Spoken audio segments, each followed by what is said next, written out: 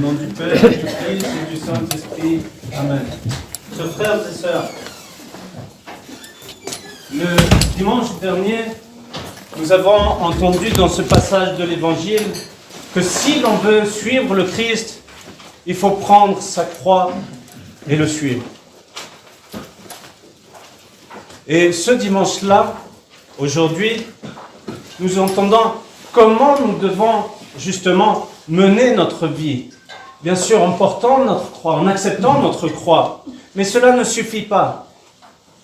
À travers l'Église qui est comme une mère pour nous, qui est là, qui veut nous prendre dans ses bras, nous enlacer et nous montrer quelle est la vérité, quel chemin nous avons à suivre. Et nous voyons à travers ce texte, ce passage de l'Évangile, cette importance d'avoir la foi, tout simplement. Vous allez me dire, mais j'ai la foi, mais la vraie foi, celle qui nous sauve, celle qui nous libère, celle où on s'abandonne complètement à Dieu. Et à partir du moment où on s'abandonne à lui, parce que nous savons que c'est la vérité nous rendra libres, comme nous disent les Écritures. Et à travers cela, je vais goûter à quelque chose d'extraordinaire, qui est cet amour de Dieu qu'il a pour chacun d'entre nous. Mais nous sommes un peu aveugles. Nous ne voyons plus, nous ne ressentons plus les choses.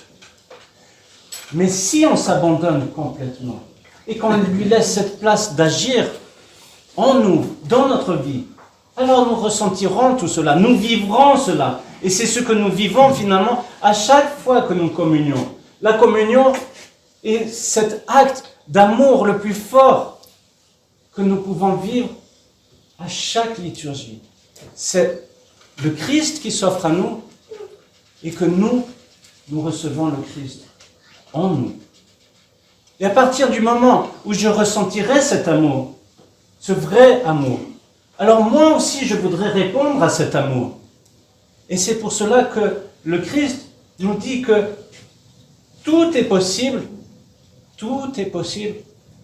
si nous prions et si nous jeûnons. C'est ce que nous sommes invités justement. D'une part, la prière sans les actes, ce n'est rien. Et inversement, les actes sans les prières, ce n'est rien. Tout doit être tourné vers Dieu. C'est tout un élan que nous avons à avoir pour nous tourner vers Dieu, pour aller vers Dieu. Et comme le Père qui accueille son fils prodigue, c'est dans cet amour sincère qu'il sera là.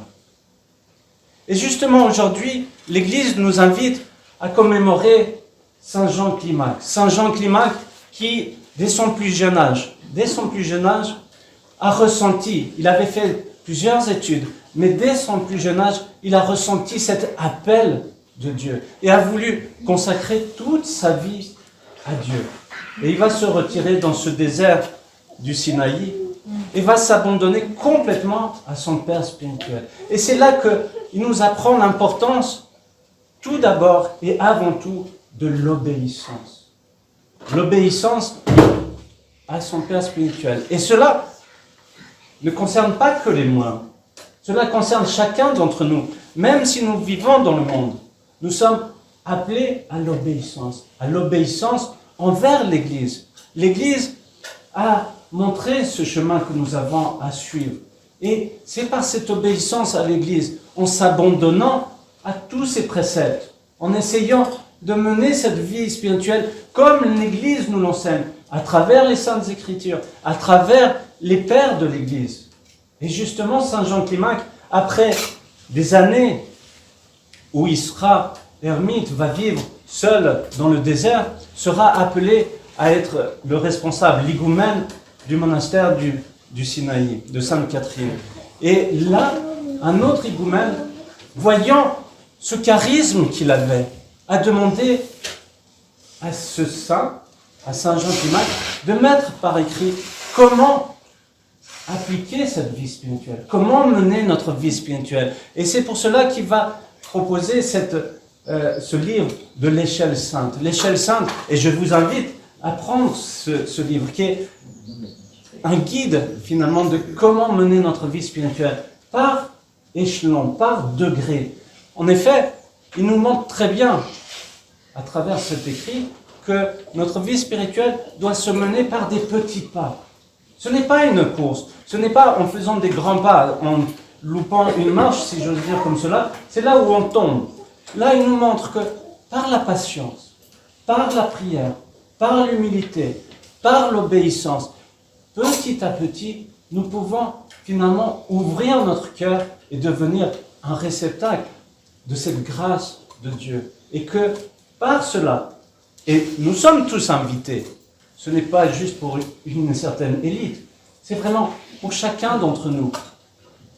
Par cet effort, par cette ascèse. En effet, la vie spirituelle n'est pas juste de dire, voilà, ça me plaît, je prends ça, et là je vais prendre ça et ça, mais ça je vais abandonner parce que ça me demande un effort. Non, au contraire, c'est en faisant cet effort que nous serons portés, que Dieu nous aidera justement pour vivre cette vie spirituelle et de s'abandonner à lui.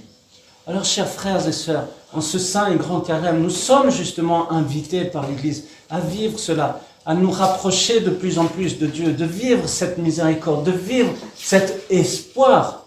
Et je le répète souvent, nous allons vers la croix, mais nous ne nous arrêtons pas à la croix. Nous allons vers la résurrection. C'est ça qui nous porte, c'est ça tout notre espoir.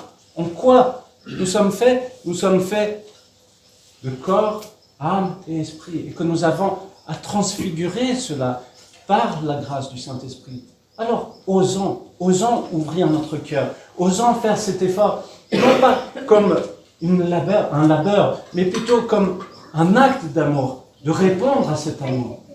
Et alors, vous verrez toutes ces grâces qui nous portent, toute cette joie qui nous porte, et que nous pourrons alors témoigner autour de nous, être dans cette joie, communier de cette joie avec les autres, et d'être justement ce vase du Saint-Esprit. Amen.